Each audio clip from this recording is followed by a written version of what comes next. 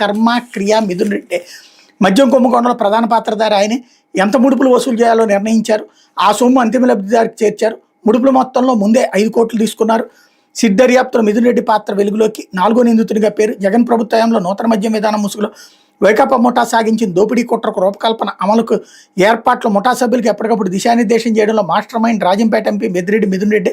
డిస్టిలరీలు సరఫరా కంపెనీల నుంచి ముడుపుల వసూలు కోసం రాజకేశ్వరరెడ్డితో కలిసి హవాలా నెట్వర్క్ రూపొందించడంలో వాళ్ళు వసూలు చేసిన మొత్తాన్ని బిగ్ బాస్కి చేర్చడంలో మిథున్ రెడ్డిదే కీలక పాత్రని తేల్చింది. ఘరానా దోపిడీకి వీలుగా తొలుత కీలక స్థానాల్లో అనుకూల అధికారులు నియమించుకున్నారు. ముడుపులు ఎలా వసూలు చేయొచ్చో మిగతా నిందితులతో కలిపి పన్నాగం పన్నారు. అంతకుముందున్న పారదర్శక వ్యవస్థలన్నింటినీ తొలగించేసి కుంభకోణానికి అనువైన సాఫ్ట్వేర్లు ప్రవేశపెట్టారు. ముడుపులు ఇచ్చినటువంటి కంపెనీలకు అత్యధికంగా సరఫరా ఆర్డర్లు ఇస్తూ అందుకు అంగీకరించిన సంస్థలను తరిమేశారు. వాటి స్థానంలో సొంత బ్రాండ్లు తెచ్చారు. వాటి బేసిక్ ప్రైస్ మూలధర భారీగా పెంచుకుని ఖజానాను కొల్లగొట్టారు. వ్యవహారాలన్నింటి మీద అన్నింట్లోనూ మిథున్ రెడ్డి ప్రధాన పాత్ర పోషించారని దర్యాప్తులో వెల్లడైంది అన్నటువంటి.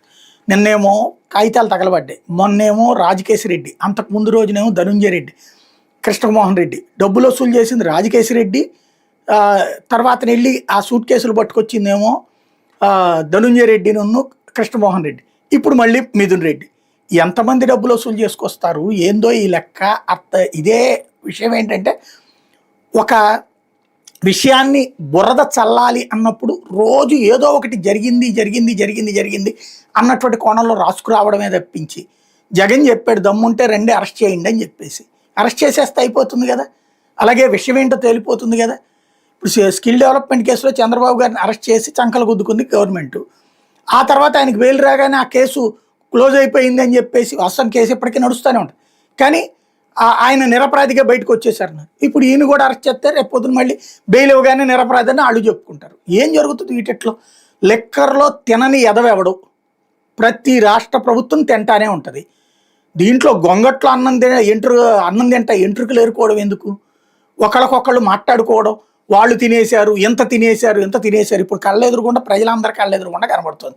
బెల్ట్ షాప్ ఏంటి, పర్మిట్ రూమ్ ఏంటి, లెక్కర్ షాప్ ఏంటి, బార్ ఏంటి, ఏ టైంకి తెరవాలి, ఏ టైంకి తెరుస్తున్నారు, ఎప్పుడు అమ్ముతున్నారు, కళ్ళెదురుగుండా కనబడుతుంది. వీటిని కుంభకోణం అంటామా? నెక్స్ట్ వచ్చే ప్రభుత్వం ఆ మాట అనాల. ఇప్పుడు వచ్చేటటువంటి షాపుల వాళ్ళని పట్టుకుని రేపు పొద్దున 4 అరెస్ట్ చేసి వాళ్ళతో మా చేత ఎట్లా డబ్బులు వసూలు చేశారని చెప్పి ప్రతి ఊళ్ళో పెట్టించారనుకోండి కేసులు, ప్రతి ఎమ్మెల్యే జైలుకు పోతాడు రేపు పొద్దున. ఇవాళ ఉన్న ఎమ్మెల్యేలు అందరూ నువ్వు దొంగ కేసు పెడితే వాళ్ళొక దొంగ కేసు. తింటలేదంటే నువ్వు తింటున్నావు ఆడు తిన్నాడు, ఇద్దరు తింటున్నారు. ఇది తప్ప కాదంటే జనం చెప్పాలి. తప్పు చేస్తున్న వాళ్ళని సమర్థిస్తున్నటువంటి సందర్భంలో. లేకపోతే